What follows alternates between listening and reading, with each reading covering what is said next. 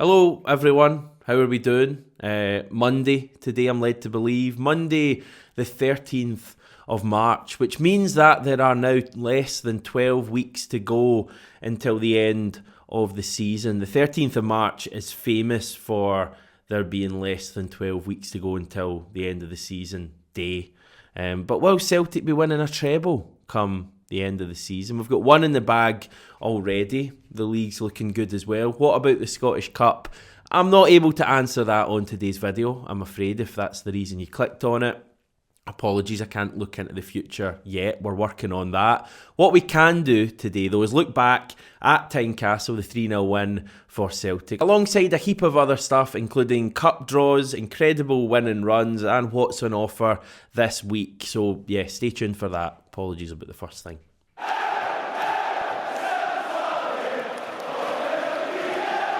Just to fill you all with some real dread, and I'm going to take great pleasure in doing this, in a week's time we'll be in the midst of an international break. Remember those things?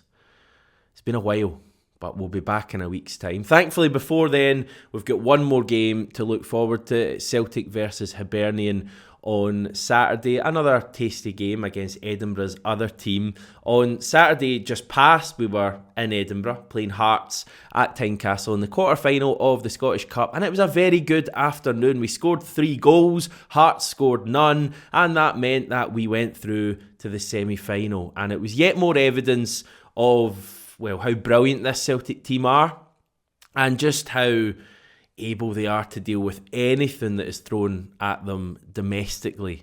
It was brilliant. So many good performances.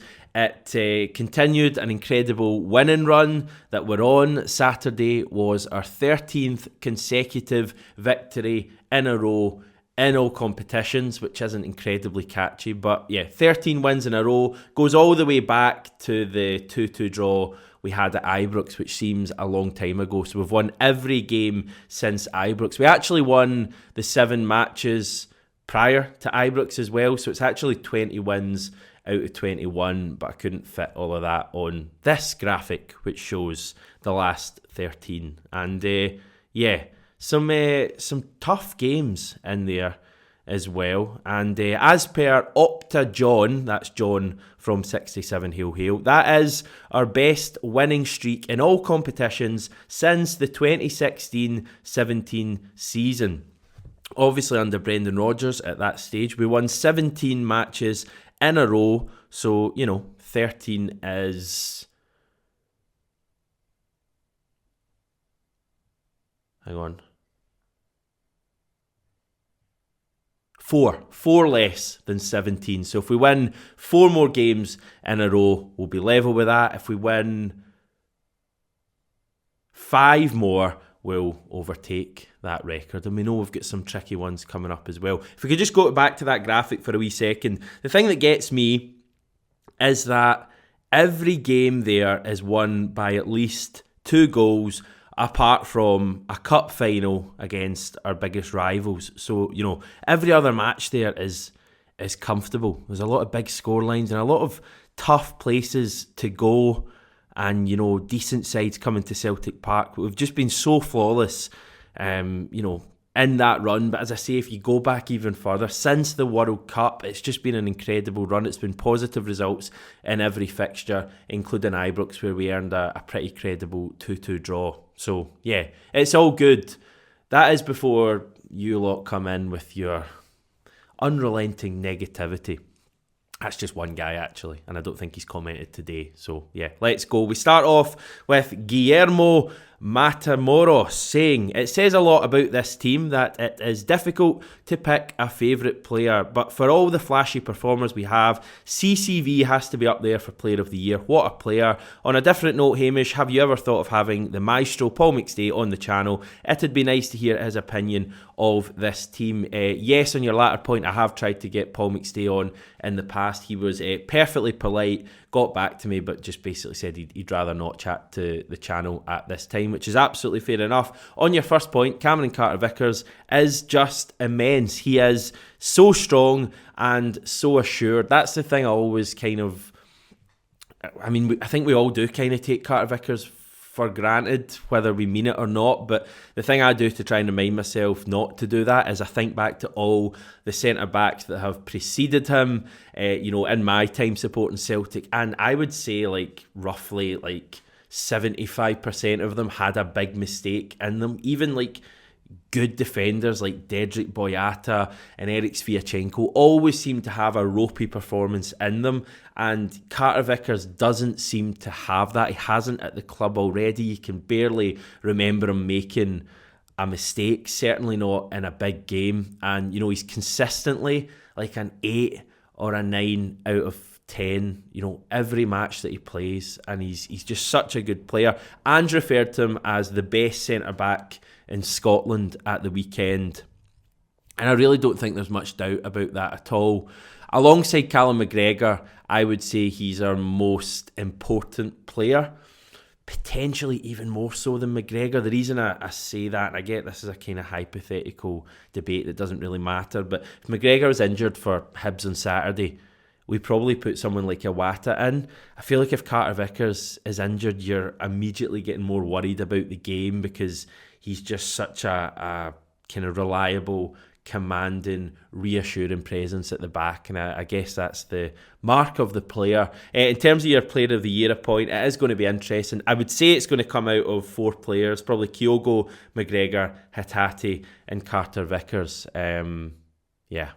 Moving on, and we've got Isotopia bringing up Aaron Mooy, saying, Mooy interests me so much. He's like Lennon of old, can break up opposition attacks and turn them into our advances, can make defence-splitting passes. It's kind of hard to work out what he can't do in this team. And I loved one of the replies we got, and I think it was Tom who replied just saying interviews, which is kind of a fair point, but we'll let Aaron Mooy away with that. I thought he'd be a good signing when he came in, but I don't think, I can only talk for myself, I certainly didn't think he would have this amazing impact where he would turn out to be kind of a talisman for this team in a way. I mean, I thought he'd come in and he'd, playing that deeper role. That was the first thing. I think a lot of people felt that he would play the number 6. He and McGregor would maybe kind of fight it out for that. Maybe a little bit more advanced at times, but Mooy has barely played number 6 for us. He's been, more attacking, and he's just been such an incredible signing. You may have noticed I didn't mention him in my, potential Player of the Year candidates earlier, and no doubt many of you probably aren't watching this video anymore because you probably turned off in disgust at that stage, simply because he didn't play really at the start of the season. If it was Player of the November to May period, which admittedly isn't quite as catchy, I think Aaron Mooy would probably be the winner of that, but he just wouldn't quite be a Player of the Year nominee. But we'll wait and see what he does between now and whenever they start doing the voting for that, which is probably later this week because they like to do it early. But anyway, I've gone off topic. Aaron Mooy is class. For me, the big surprise about him, when I watched him playing early on in his career, I remember him a wee bit playing at St Mirren, probably over 10 years ago now, and I kind of saw him as this wee nimble footballer who had a bit of class about him, but maybe not a lot else. And maybe that's because I didn't study him closely in that period, and certainly haven't since before he came to Celtic. But I'm just bowled away by the strength he has. Nobody is able to push Aaron Mooy off the ball, and we saw that in evidence on Saturday. We've seen it in other games this year already, and he's really scoring goals now as well, which he kind of has to do, or any midfielder has to do for Celtic. And that finish on Saturday was brilliant. As I say, I thought he'd be a good signing for Celtic. I mean, let me throw one out for you. Arguably, when you put in expectations up against reality, arguably Ange's best signing, given what lots of people were expecting him to be like and the impact he's actually had at Celtic. Now, I know there's a lot of competition for him in that, Kyogo, Hatate, Carter Vickers, so on, but Mooy would certainly be up there for me. Is that enough Aaron Mooy chat for now? No? Should we do another 20 minutes? Yeah. Let's move on. We've got Johnny Boy Soul saying, one word, Cup-itated. Kevin Bridges, if you're watching, you better watch out, mate, because Johnny is on the rise with patter like that. Just incredible stuff. Jim Cull, the big question is, when are we going to start calling Hatate scone? That truly is the big question. Right, I don't quite know what's happened over the last 30 seconds, but we're going to hope that Paul Cochrane can get us back on track. He's saying, imperious performance, we learn quicker than our opponents. Wednesday we realised they were compressing the play. Today we played more long balls, just to keep them honest. Probably our least stressful visit to Tynecastle for ages. Well done, the players. Now, I don't think it's any coincidence that Ange made that comment post-match in midweek about the players maybe not finding Kyogo's runs as often as he would like.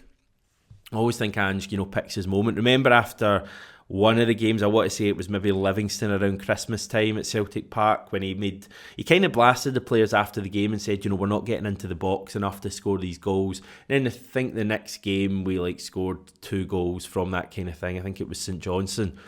And then when he said that in midweek, I was thinking Kyogo's definitely going to score on Saturday from a really good run and being found. And while the goal that Kyogo scored on Saturday wasn't maybe the exact type of thing Ange had in his mind, I kind of feel like he maybe had more longer balls running clear of the defence in his mind. I think it was still interesting that Kyogo scored a goal again on Saturday, and also that we seemed to be trying things or trying to find him a little bit more. There was a couple of instances in that. I remember one in the first half from McGregor when he was kind of breaking into the box and just kind of fed it through for Kyogo, who, shock, made the run, but it was just a little bit too much on the pass, and I think that was evidence of us trying to find Kyogo more. And if you think that Ange reckons we can do it more, and I think we can as well, and yet we've gone on a 13-game winning run, you kind of worry even more for the rest of Scottish football when it does eventually come off even further. I mean, how many goals will Kyogo score if we're finding him even more often? It's maybe something that goes a little bit unnoticed at times, but we talk about Ange as being the key figure, the main man at Celtic who just epitomises everything we want the club to be and has this uncanny knack of always seeming to carry the right message at the right time. And we also look at the squad he's built and all of that stuff. Maybe now and again we are guilty of forgetting just how good a tactician Ange is, and we saw that last weekend with the Abada sub at St Mirren, and I think we saw more evidence of it at Tynecastle, like the point Paul is making, learning from how it went on Wednesday. I love that one about we learn quicker than our opponents, and I think that's very true. So yeah, good work, Ange. So Saturday's win takes us into the last 4 of the Scottish Cup once again. Inverness Caledonian Thistle are there. They beat Kilmarnock on Friday night. Rangers are there. They beat Raith Rovers yesterday. We're obviously there again. And tonight, Falkirk face Ayr United for the final spot with the draw live on BBC Scotland shortly after full time in that one. So I think one thing is pretty clear, and it may not come as a massive surprise to you. We are going to have to beat Rangers to win the Scottish Cup, I would think, whether that be in the semi-final or the final. I just don't think Inverness and either Falkirk or Ayr United will have it in them to beat either ourselves or Rangers at Hampden. Now, I could be spectacularly wrong in that, but I don't think you'd find too many people, even their fans, who would anticipate such an upset. So will it be Celtic versus Rangers in the semi-final of the Scottish Cup for a very good opportunity in the final against one of those other teams? Or will it be Celtic versus Rangers in the final on the final day of this season, with us going for a treble and them trying to stop us? That's the big question, and I guess we'll find out later tonight what way that's going to go. I did stick a tweet up recently, earlier today, just to gauge the mood among my fellow Celtic supporters. If you give us a wee second, I'll just go on Twitter and just see what the findings were from that. So we actually have some results. The tweet was up for an hour. We got 1,160 votes. I'm assuming the vast majority would be Celtic fans. And the preference, with 64% of the vote, is to face Rangers in the semi-final, with 36% saying the final. So an interesting wee snapshot into how you're thinking. What's that? 2/3 of people saying they'd rather face Rangers in the semi-final. And if we keep it on the thirds, actually, just looking at the probabilities of the draw tonight, not to get too technical here, there's a 1 in 3 chance that we're drawn against Rangers in the semi-final, and there's a 2 in 3 chance that we're drawn against one of the other teams in the semi-final, and then probably face Rangers in the final. And all of this chat is actually irrelevant because it's a cup draw, and unless I'm picking the balls tonight, and I'm not, by the way, or any of you are, there's probably nothing we can do about it. So I guess we'll just have to wait and see how it goes. We will, of course, have all of the chat about that tomorrow. My personal opinion, I'm now trying to remember what I said on Saturday so I don't go back on myself. I don't think I really gave an opinion on Saturday. I'm kind of happy with either. I think there's positives of both. There's maybe more of an argument of them getting, more overawed by the occasion if it's a final, potentially. But then again, I think it is all about Celtic, and I back us to beat them at Hampden in either fixture. And I think if it is a semi-final, it'll feel very much like the final. And I guess that if it is the semi-final and we win, more Celtic fans will get tickets to see us hopefully winning a treble in the final. So yeah, we'll find out tonight. Just a little bit of other chat from Saturday. I enjoyed this from the Celtic media team and Joe Hart. So this was after the game. Celtic on Instagram said that double save from Joe Hart, top class. And they got a comment in from a user 16__AJ. That was a great save, to be fair. Tell Joe I said that it was a great save. And then we got Joe A. McLean wiring in saying, yeah, I'm sure the admin will take time out his day, hunt down Hart and tell him AJ from Paisley said it was a good save. And then Celtic got involved, tagging Joe Hart to say, hi Joe, AJ wanted us to tell you that he said it was a great save. And of course Joe Hart replied to the comments saying, nice one AJ, much appreciated. Just loved that wee story and several Instagram comments. On a more serious note, the one worry from Saturday was Carl Starfelt being taken off at half-time. On that, Ange said he felt a niggle in his hip flexor during the warm-up, actually. He kind of felt it early on in the game, but we got him through to half-time, and you could see he wasn't moving well in the first half. He wasn't his normal self, so we made the change. I don't think it's anything significant, but it was good to get Yuki some game time.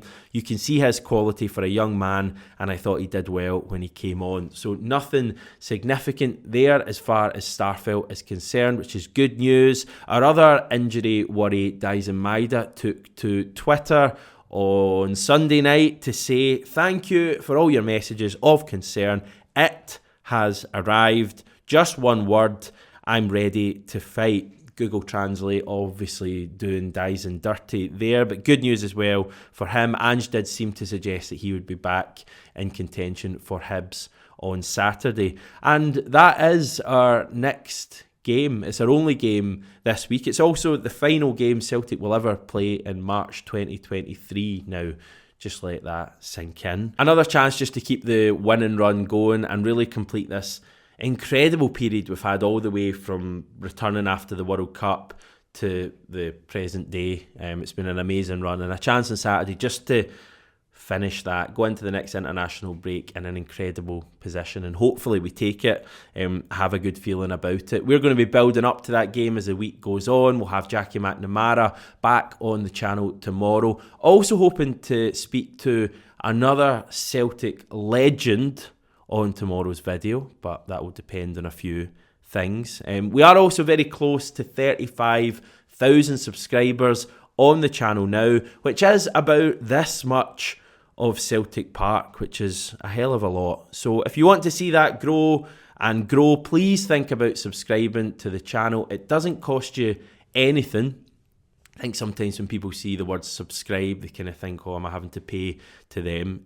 No, it's completely free, and you get at least 5 videos per week talking about the club that we all love. We will continue that love affair tomorrow.